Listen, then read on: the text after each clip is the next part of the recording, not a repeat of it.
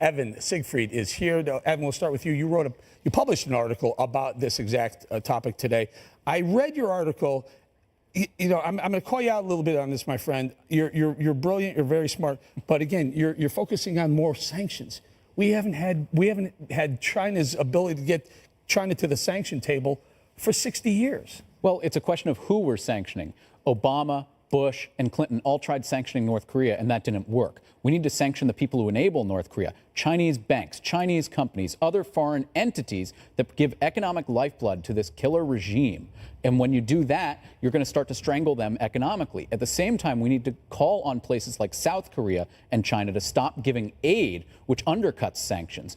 Between 1991 and 2015, South Korea gave North Korea $7 billion in aid, which allowed the North Koreans to stay in power. If you do that and you strangle North Korea economically, you'll actually see most likely a coup, which will see Kim Jong Un be forced out and a more pro-Western. But that would require China to play ball. If you sanction Chinese banks and say there's no business dealings with the United States and the West, you bet China's going to play ball because they won't have any money. You're a Russia expert, I would say. Would that be fair to say? You're born there? Sure. I'm Russian, I speak the language. So would Russia fill the gap, the void, that if China were to back out or start applying sanctions, maybe Russia steps in? They're not afraid to trade with North Koreans. Well, I think that, for starters, sanctions just don't have a good track record, right? They're not working currently against Russia. They haven't been working against North Korea. They haven't been working against Iran. And so they're not really a viable solution. And while China and Russia might not necessarily want to play ball, the United States also needs them. North Korea is not an issue the United States can go at alone. I think that we all can agree that we want to try to avoid any type of military conflict or military escalation on the part of the United States. And so if you actually give these countries something to work with, right, rather than trying to slap them on the wrist and sanction them, that might lead to some type of positive development. What does that look like, Alona, if I can ask? They're giving them something to work with outside of sanctions? I think just having a dialogue. The thing about Russia, for example, that I feel so many people fail to understand is that Russians will cut off their nose to spite their face, right? They are a very stubborn country, and so the more that you try to clamp down, the more that they are chided by the international community, the more resistant and stubborn they will be. And so I think that if you make China and Russia feel like they're partners who are needed on the part of the United States, then maybe they'll come to the table. Is there any getting China to the table, honestly, if we haven't been able to do it? I went back. Harry Truman, Eisenhower, Kennedy, Nixon, Ford, Carter, Reagan, Bush, Clinton, Bush again, other Bush, Obama. Does Trump have to try something other than bringing China to the table?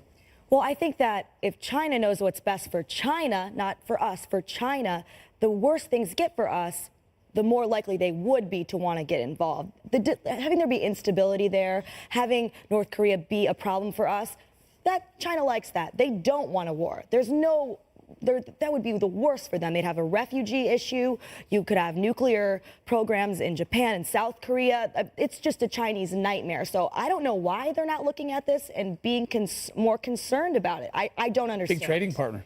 Sure, but that all goes away if we have to have World War III right there. Well, I'm not sure it goes to World War III. And I was going to say, and I don't think anybody believes it's going to get there, Eric. I think that's the problem, is that people have seen you gave a beautiful laundry list of presidents who have really not, completely failed, been completely inefficient. I agree with Alona. I think sanctions make us feel good. That's the problem I had with the Iran deal. There's no way to really enforce them. Therefore, they become completely ineffective. And I will tell you, Eric, I believe President Trump talked very tough on China as a candidate. I think it's time for the tough to follow through. Allow me to bring our two specialists in. Is there any, I'll start with you, Alona. Do you doubt Kim Jong Un's desire and willingness to actually put a nuclear warhead, on a ballistic missile and send it our way? I don't think Kim Jong Un is a rational actor. So you have to keep that in mind when thinking about what his intentions may or may not be. I also think that he's someone who cares about his own survival. Politically and, tangibly. and tangibly too. So I do think that this is, a political actor who very much also wants to be recognized on the world stage, wants to feel like he has some type of importance, and that's why they make these type of gestures. that threaten So and risk other do you people. allow that to happen? If you just say he's unstable and you wouldn't put it past him to actually firing off a missile that could reach the United States? No, but I what are we think waiting I don't think that you allow for it to happen, but I also don't think that you overreact and say it's time to bomb. Let's be clear the here, truth though. is, but nothing has changed, right? Kim The Jong Un is populations of South staking Korea and his- Japan are still in the same danger that they were before this intervention. Kim Jong Un is staking his entire legitimacy of his regime on making this nuclear program. For him to disarm at this point, it would take massive amounts of incentive. And what does And North he said Korea today, do? Evan, by the way, that's off the table. right, No no negotiation. negotiation. Of course, don't think there's the any only such way they'll incentive. negotiation if it's one-on-one, because that gives them further legitimacy. When Dennis Rodman went there 2-3 weeks ago, they loved it. It was a victory for the North Koreans because they see this American who rationalizes them putting their own people in prison So, Evan, camps. that's hindsight. Now let's be foresight. Let's go look forward. So then what? He's irrational. We wouldn't put it past him, Kim Jong Un, to do something stupid. Sanctions haven't worked. Now what? I think that we have to get Russia and China on the table and on the same page. Their initial reaction yesterday was, well, we could propose a deal where the U.S. takes out the THAAD missile systems from South Korea in exchange for North Korea disarming. North Korea, A, never abides by any agreements, and B, the THAAD missile systems, they're not saying that because North Korea wants it out. It's because Russia and China view that as a threat to their own influence on the region. Take a listen to Lieutenant Colonel Oliver North. He had some provocative analysis on Fox earlier this afternoon about what he says led us to this point with North Korea. We're paying the price for 8 years of Obama's flaccid response to real existential threats from both Pyongyang and Tehran. Look, the Obama administration's non-proliferation policy, which they put at the top of the list of things they wanted to do, it was simply a matter of unilateral disarmament. If we disarm, everyone else will. It was fatally flawed, pacifist hogwash. Okay, let me bring Ken. You know what my problem? Oliver North, war hero, I get it, but he just blamed this all on Obama. Yeah. This goes back, I named 8 presidents, 1, 2, 3, 4, 5, 6, 7, 8, 9, 10 presidents that we can hang this on. Yeah, certainly don't think that we can pin this on Obama. Absolutely not. What you're seeing in North Korea is just a bizarre situation. Okay, Kim Jong Un is not just a leader, he's a God king over there, right? I mean, Kim Jong Il's official biography says that he had a divine birth and he never had to use a bathroom. And they control the media, and all the people there believe this kind of garbage. This is what creates someone that's this crazy. If people all thought I was a god, I don't know what that would do to my head. Probably not good things. So no, to blame this on any leader, that's a little ridiculous. Let me throw something at you, Ebony. Yes, sir. We spent the better part of $1 trillion on the Afghan and Iraq wars, conflicts, wars, whatever you want to call them. We lost, I don't know, several thousands of Americans. Their lives, yeah. What if we just, this cyber war I suggested, what if we spend, I don't know, $200-300 billion paying off people who know cyber, who can get in and start working their way infiltrating the North Korean systems, nuclear and such. Bring them down that way. Yeah, I see Evan over here shaking his head, so we'll get to that in a second. I'm not mad at that, Eric, because to me, the options are getting more and more limited with each passing year, right? So what we know is their program is ramping up. We know, as Alona points out, the territories of civilians is the same. And actually, it's getting bigger because now they're getting closer and closer here to the U.S., Alaska now, maybe L.A. soon. I'm open and willing to any and everything because containment doesn't work. These sanctions haven't worked, and by golly, if it's cyber, then let's do that.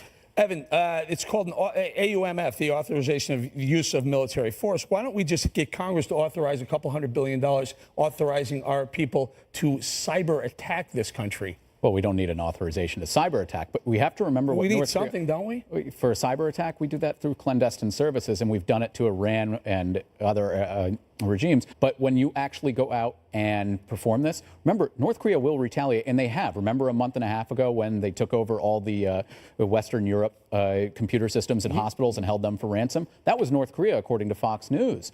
And we need to actually keep in mind that there will be retaliation, and what could that be? Why don't we take them down, cyber?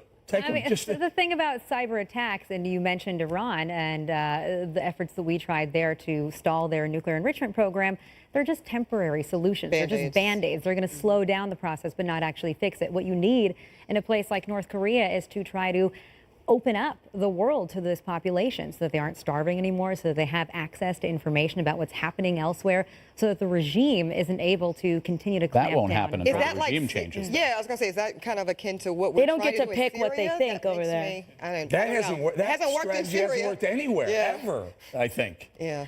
I mean, it's like blaming. You gotta figure it out, Alana. I'm not claiming to solve world peace here, but overseas. I mean, that's really that's that theory. I can't. it's just subscribe to again that. pointing to that sanctions backfire and they only make people look more inward I'm and not looking for support their sanctions leaders. anymore. Sanctions seem to be a lot of nothing for me. A big nothing Just a burger. feel-good I moment. think It we doesn't even work, We yeah. pay the really smart people around the world a lot of money to go attack the North Koreans. Maybe I'm crazy.